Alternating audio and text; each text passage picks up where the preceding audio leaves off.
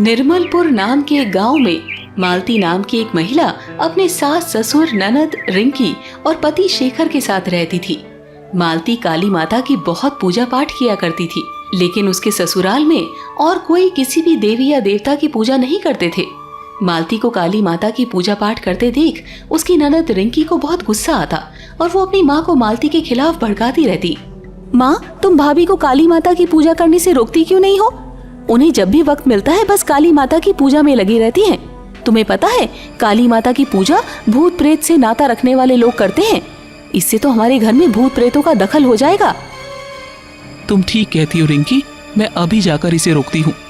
इधर मालती काली माता की पूजा कर रही होती है कि तभी उसकी सास उसके पास आती है और कहती है, बहू, मैंने तुम्हें कई बार कहा है कि मेरे घर में काली माता की पूजा पाठ मत किया करो, लेकिन तुम तो चाहती नहीं हो कि घर में शांति बनी रहे। लेकिन माँ, काली माता की पूजा करने से तो घर के सारे दुख दूर रहेंगे। वो तो हम सबकी रक्षा करती है। उनकी पूजा करने से उनकी कृपा हमारे परिवार के ऊपर बनी रहती है। लगता है तुम मेरी बात नहीं मानोगी। अब शेखर से ही मुझे तुम्हारी शिकायत करनी होगी।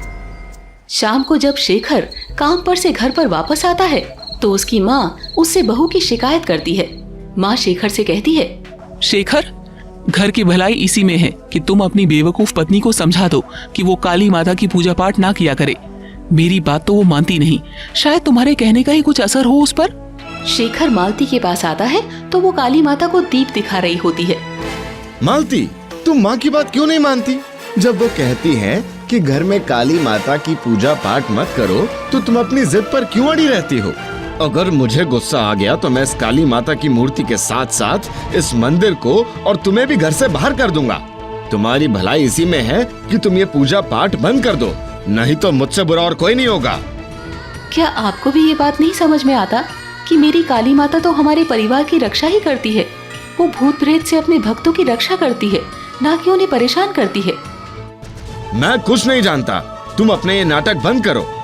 इतने में शेखर के पापा वहाँ आकर कहते हैं, शेखर, तुम इस तरह से बहू पर चिल्लाना बंद करो। आखिर क्या किया इसने ऐसा? उल्टा ये तो अच्छा काम ही कर रही है।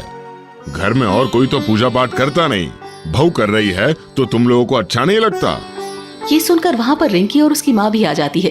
तब शेखर के पिता कहते हैं, सब अपने कान खोलकर सुन लो, आज के बाद से बहू को कोई भी काली माता की पूजा करने से नहीं रोकेगा। अब सब शांत हो जाते हैं, लेकिन रिंकी और उसकी माँ को तो मन ही मन बहुत गुस्सा आता रहता है। वो दोनों मिलकर मालती को बहुत परेशान करते हैं। एक दिन मालती ने घर में अच्छे अच्छे स्वादिष्ट पकवान और खीर बनाए। तब रिंकी ने कहा, आज मेरी सहेलियाँ पास के बगीचे में पीपल के पेड़ के नीचे पार्टी कर रही हैं। सब अपने अपने घर से कुछ न कुछ खाने का लेकर आएंगी, इसीलिए मैं भी खीर और पकवान लेकर जाऊंगी। रिंकी को उसकी माँ कहती है कि हाँ, ले जाओ बेटी। तब रिंकी एक टिफिन में पकवान और खीर पैक कर ले जाती है कि तभी मालती उससे कहती है, रिंकी, तुम अपनी सहेलियों को यहीं बुला लो। पीपल के पेड़ के नीचे बैठकर खीर और पकवान खाने से परेशानी हो सकती है। तुम अपने काम से मतलब रखो भाभी, मैं क्या करती हूँ क्या नहीं उसके बारे में तुम्हें सोचने की जरूरत नहीं है।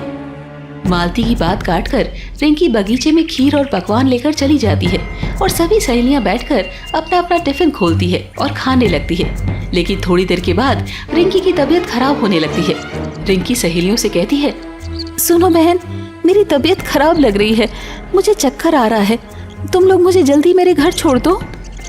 अरे ये क्या हो गया तुम्हें? अभी तो तुम अच्छी खासी थी, अचानक तुम्हारी तबीयत खराब कैसे हो गई? देखो, अभी ज्यादा सवाल मत करो, इसकी तबीयत ठीक नहीं है, चलो इसे जल्द इसके घर छोड़ आएं। सभी सहेलियां मिलकर रिंकी को उसके घर छोड़ने जाती है। ये देखकर रिंकी की माँ काफी परेशान हो जाती है। क्या हुआ मेरी बेटी को? तुम लोग इस तरह इसे पकड़ कर क्यों ला रहे हो? इसे चक्कर आ रहा है, इसे आराम करने दीजिए। इसने जब से खीर और पकवान खाए हैं तभी से इसकी तबीयत खराब हो गई है। अरे कुलच्छनी, देखो आज तुम्हारी वजह से मेरी बेटी की क्या हालत हो गई है। क्या कर दिया था तुमने खाने में? मैंने तो रिंकी को मना किया था कि खीर पकवान घर में ही खा ले, लेकिन कोई मेरी बात सुनता कहाँ है। शेखर डॉक्टर को बुला कर लाता है और डॉक्टर रिंकी को देखकर कुछ दवाई लिख कर देते हैं। क्या हुआ मेरी बेटी को डॉक्टर साहब? कुछ नहीं हुआ है, इसे बस चक्कर आ गया था। ये दवाई इसे हर 3 घंटे पर खिला दीजिए, जल्दी ठीक हो जाएगी। दवाई खाने के बाद भी रिंकी ठीक नहीं होती है। तब मालती थोड़ा सा भभूत और भस्म लेकर आती है।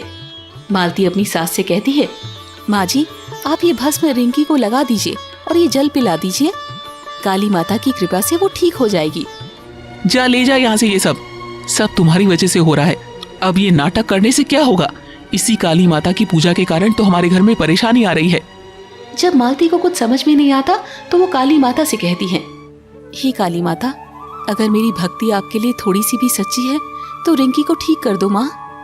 मालती काली माता के पास प्रार्थना कर रही होती है कि तभी उधर रिंकी की आंखें लाल हो जाती है और वो लड़के की आवाज में बोलने लगती है, ये लड़की पीपल के पेड़ के नीचे खीर पकवान खा रही थी तो मैं भी खाने आ गया और इसके शरीर में प्रवेश कर गया। अब मैं इसके शरीर में ही रहूंगा। तब मालती दौड़ती हुई आई और सास से बोली, माँ जी आप इसे काली माता के पास लेकर चलिए, ये ठीक हो जाएगी। चली जाओ यहाँ से, ये सब तुम्हारी वजह से हो रहा है। मैंने कई बार मना किया कि काली माता की पूजा मत कर, लेकिन तुमने मेरी बात नहीं मानी। तुम्हारे किए की सजा मेरी बेटी भोग रही है, दूर हो जाओ मेरी नजरों से। तभी मालती के ससुर रिंकी की माँ से कहते हैं, तुम लोग अपनी जिद पर मत रहो, बहू की बात मान लो और रिंकी को काली माता के पास लेकर चलो। इसके बाद सब मिलकर जैसे तैसे रिंकी को काली माता के पास लेकर जाते हैं। इतने में शेखर एक तांत्रिक को लेकर आता है और तब तांत्रिक काली माता को देखकर कहता है, जिस घर में काली माता की पूजा होती है उस घर में भूत प्रेत वास नहीं करता। आप लोग चिंता ना करें। मालती काली माता से प्रार्थना करने लगती है कि वो रिंकी को ठीक कर दे कि तभी रिंकी लड़के की आवाज में बोलने लगती है, मुझे तुम लोग यहाँ क्यों लेकर आए? मुझे यहाँ से ले चलो मुझे यहाँ से। कि तभी काली माता की मूर्ति से आवाज आती है। उनके बोलते हुए होठ सबको दिखाई दे रहे थे, तुम अभी के अभी इसके शरीर को छोड़कर चले जाओ, नहीं तो मैं तुम्हारी वो हालत करूंगी कि तुम तड़पते रह जाओगे। मुझे माफ कर दो माँ, मैं अभी जाता हूँ, लेकिन मुझे मुक्ति दे दो माँ। जाओ, 2 साल तक तुम मेरी पूजा करो, लेकिन तब तक तुम किसी जीव को परेशान नहीं करोगे, उसके बाद ही तुम्हें मुक्ति मिल पाएगी। मैं ऐसा ही करूँगा माँ। इसके बाद रिंकी के शरीर से भूत निकलकर चला जाता है। तब काली माँ मालती से कहती है, बेटी तुम मेरी सच्ची भक्त हो, इसीलिए मैं तुम्हारी हर परेशानी में हमेशा तुम्हारे साथ रहूंगी।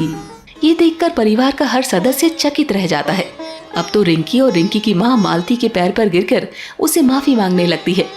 मालती की सास कहती है, मुझे माफ कर दो बहू, मैंने तुम्हें हमेशा गलत समझा, लेकिन आज तुम्हारी वजह से मेरी बेटी ठीक है। मुझे माफ कर दो बहू। हाँ भाभी, मैंने भी आपको हमेशा बुरा भला कहा, लेकिन अब मैं भी आपकी तरह काली माता की भक्त बन जाऊंगी और उनकी खूब पूजा करूंगी। मेरी गलतियों को माफ कर दो भाभी।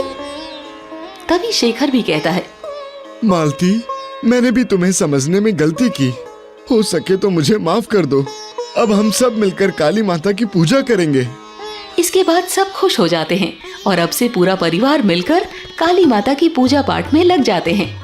दोस्तों, इस कहानी से हमें ये सीख मिलती है कि भगवान की सच्ची भक्ति करने से वो हमेशा हमारी परेशानियों में हमारे साथ रहते हैं और उन परेशानियों से छुटकारा दिलाने में हमारी मदद